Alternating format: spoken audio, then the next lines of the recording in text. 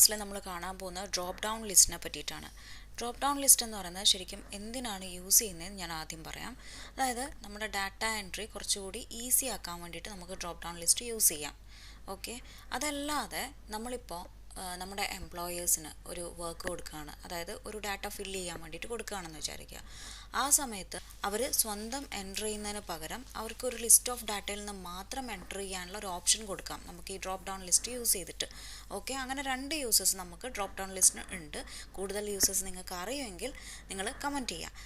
അതേപോലെ തന്നെ നമുക്ക് ഡിപ്പെൻഡ് ഡ്രോപ്പ് ഡൗൺ ലിസ്റ്റ് ഉണ്ടാക്കാം. അതെന്ന് പറഞ്ഞിട്ടുണ്ടെങ്കിൽ നമ്മളിപ്പോൾ ചില സമയത്ത് ചില ഫോംസ് ഫില്ല് ചെയ്യുമ്പോൾ കൺട്രി ഇന്ത്യ ചൂസ് ചെയ്യുമ്പോൾ അതിലുള്ള സ്റ്റേറ്റ്സ് അല്ലേ വരാറുണ്ട് അല്ലേ. ഒരു ഡ്രോപ്പ് ഡൗൺ ലിസ്റ്റിൽ നിന്ന് കൺട്രി ചൂസ് ചെയ്യുമ്പോൾ അതിന് കറസ്പോണ്ടിങ് ആയിട്ടുള്ള സ്റ്റേറ്റ്സ് നമുക്ക് ഇപ്പുറത്തെ ഡ്രോപ്പ് ഡൗൺ ലിസ്റ്റിൽ നിന്ന് സെലക്ട് ചെയ്യാനുള്ള ഓപ്ഷൻ കിട്ടാറുണ്ട്. അപ്പോൾ അതിന് വേണ്ടിയിട്ടാണ് നമ്മൾ എന്ത് ചെയ്യുന്നത്, dependable drop down list use ചെയ്യുന്നത്. അത് നമുക്ക് ഈ വീഡിയോൻ്റെ എൻഡിൽ കാണാം. അപ്പോൾ നമുക്ക് സ്റ്റാർട്ട് ചെയ്യാം. എൻ്റെ ഈ വർക്ക്ഷീറ്റിൽ കുറച്ച് പേരുടെ നെയിംസ് ആണുള്ളത്. അതായത് ഒരു ഓഫീസിലെ എംപ്ലോയേഴ്സ് ആണെന്ന് വിചാരിക്കുക. അവരുടെ ഡിപ്പാർട്ട്മെൻറ്റ് ഞാനിവിടെ ആദ്യം തന്നെ നോട്ട് ചെയ്ത് വെച്ചിട്ടുണ്ട്. ഏതൊക്കെ ഡിപ്പാർട്ട്മെൻറ്റിലാണ് ഇവരുള്ളതെന്ന്. IT, marketing, admin, HR. ഇനി എന്താണ്, ഒരു 100 എംപ്ലോയീസ് ഉണ്ടെന്ന് വിചാരിക്കുക. അപ്പോൾ ഈ ഓരോ എംപ്ലോയീസിനും അവരുടെ ഡിപ്പാർട്ട്മെൻറ്റ് അസൈൻ ചെയ്ത് കൊടുക്കാൻ എനിക്ക് ഡ്രോപ്പ് ഡൗൺ ലിസ്റ്റ് യൂസ് ചെയ്യാവുന്നതാണ്. ഞാൻ ടൈപ്പ് ചെയ്ത് എൻ്റർ ചെയ്യുന്നതിന് പകരം ഡ്രോപ്പ് ഡൗൺ ലിസ്റ്റ് യൂസ് ചെയ്യാം. അതെങ്ങനെ ക്രിയേറ്റ് ചെയ്യാമെന്നുള്ളത് നമുക്ക് നോക്കാം.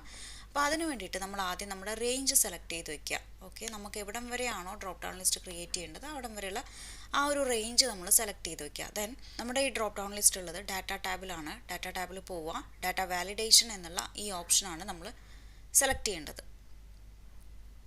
ഡാറ്റ വാലിഡേഷൻ ക്ലിക്ക് ചെയ്ത് കൊടുക്കുക. ദെൻ ഇവിടെ എനി വാല്യൂ എന്നുള്ളതിന് പകരം ലിസ്റ്റ് എന്ന് നമ്മൾ സെലക്ട് ചെയ്യണം.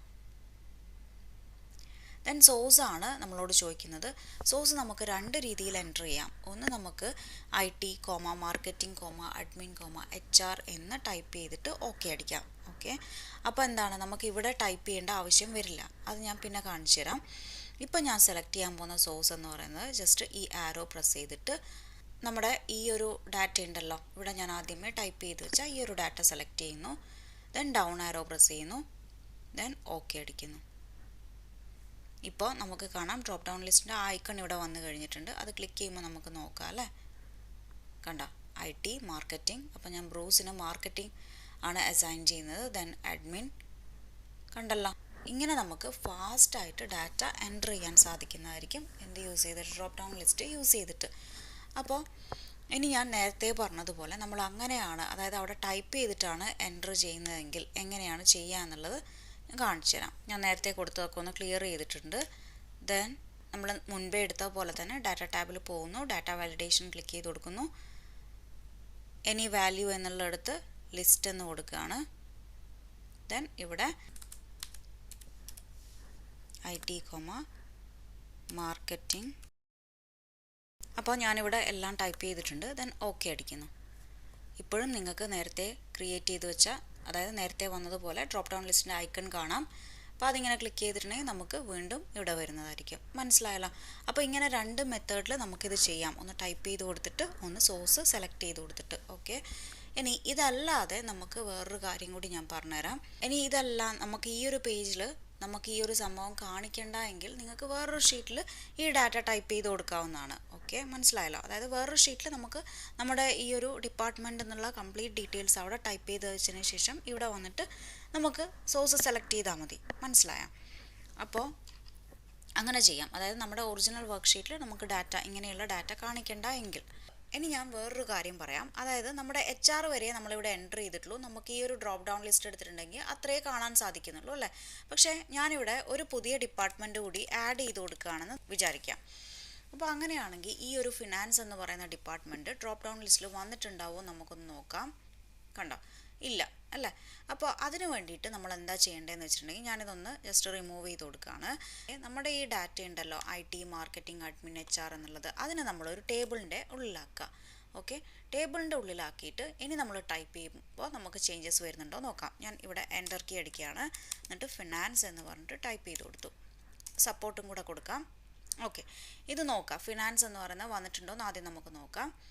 അപ്പോൾ ഈ ഒരു ഡ്രോപ്പ് ഡൗൺ ലിസ്റ്റ് എടുത്തിട്ടുണ്ടെങ്കിൽ കണ്ട ഫിനാൻസ് എന്ന് പറഞ്ഞിട്ട് നമുക്കിവിടെ കാണാൻ സാധിക്കുന്നുണ്ട് അല്ലേ. അതേപോലെ തന്നെ ഞാൻ വേറൊരു ഡിപ്പാർട്ട്മെൻറ്റും കൂടി കൊടുക്കുകയാണ്. ഇതുകൂടി വന്നോ നോക്കാം നമുക്ക്. കണ്ട. അപ്പോൾ ഇങ്ങനെ drop down list automatically update ആവാൻ വേണ്ടിയിട്ട് നമ്മുടെ ഈ സോഴ്സ് ഡാറ്റേനെ നമുക്ക് എന്ത് ചെയ്യാം, ഒരു ടേബിളിൻ്റെ ഉള്ളിലേക്ക് കൊടുക്കാവുന്നതാണ്. മനസ്സിലായല്ലോ? നമ്മൾ ആദ്യം ചെയ്തതുപോലെയാണ് ചെയ്യുന്നതെങ്കിൽ, അതായത് ലിസ്റ്റ് എന്ന് സെലക്ട് ചെയ്തതിന് ശേഷം നമ്മൾ എന്ത് ചെയ്യണം, സോഴ്സ് ഡാറ്റ ഇവിടെ വന്നിട്ട് സെലക്ട് ചെയ്ത് കൊടുക്കുകയാണെങ്കിൽ, ടൈപ്പ് ചെയ്ത് കൊടുക്കുകയാണെങ്കിൽ എന്ത് ചെയ്യണം, അവിടെ ടൈപ്പ് ചെയ്ത് തന്നെ നമ്മൾ കൊടുക്കണം.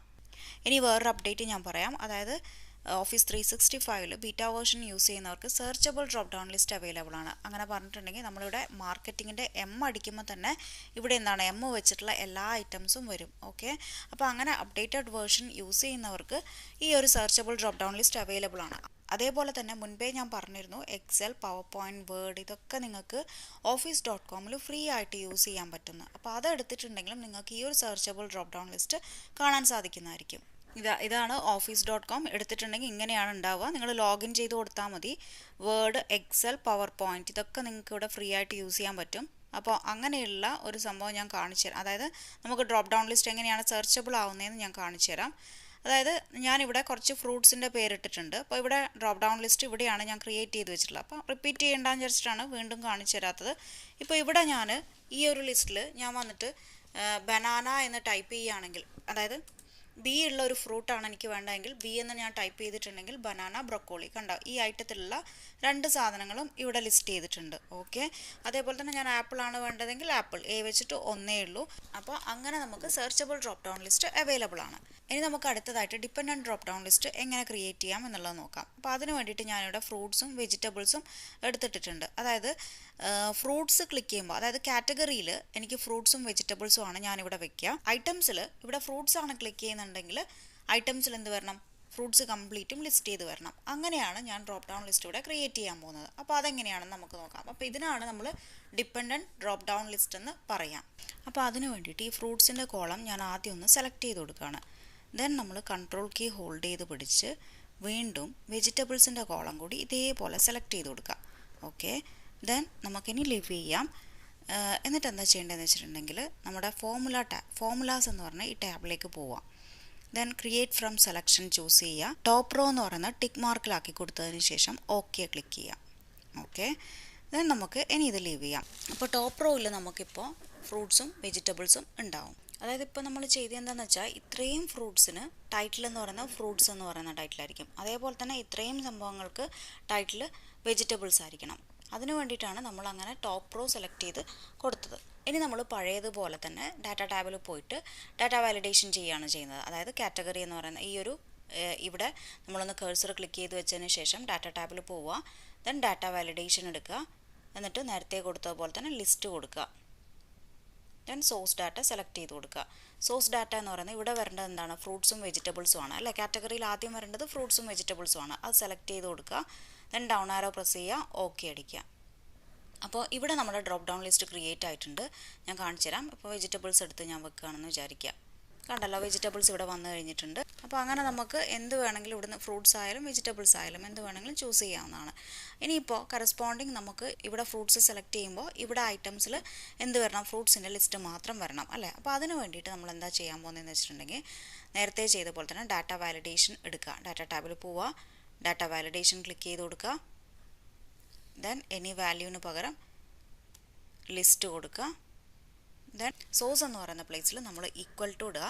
ദെൻ ഇൻഡയറക്റ്റ് എന്ന് ടൈപ്പ് ചെയ്ത് കൊടുക്കുക. എന്നിട്ട് പാരന്തസിസ് ഓപ്പൺ ചെയ്യുക. ദെൻ നമ്മൾ ഈ ഒരു സെല്ലുണ്ടല്ലോ ഇവിടെ പോയിട്ട് ഇതങ്ങ് സെലക്ട് ചെയ്ത് കൊടുക്കുക.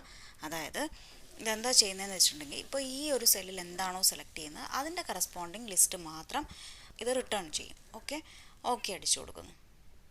ഇനി നമുക്ക് നോക്കാം, ഫ്രൂട്ട്സ് എന്നാണ് ഇവിടെ സെലക്ട് ചെയ്തിട്ടുള്ളത്. അപ്പോൾ ഫ്രൂട്ട്സ് മാത്രമാണോ വരുന്നതെന്ന് നോക്കാം. കണ്ടോ, apple, banana, grapes, blueberry, blackberry, pomegranate എല്ലാ ഫ്രൂട്ട്സും ഇവിടെ ലിസ്റ്റ് ആയിട്ടുണ്ട്. ഇനി ഞാൻ വെജിറ്റബിൾസ് ഒന്ന് സെലക്ട് ചെയ്ത് കൊടുത്ത് നോക്കാം. വെജിറ്റബിൾസ് സെലക്ട് ചെയ്യുന്നു.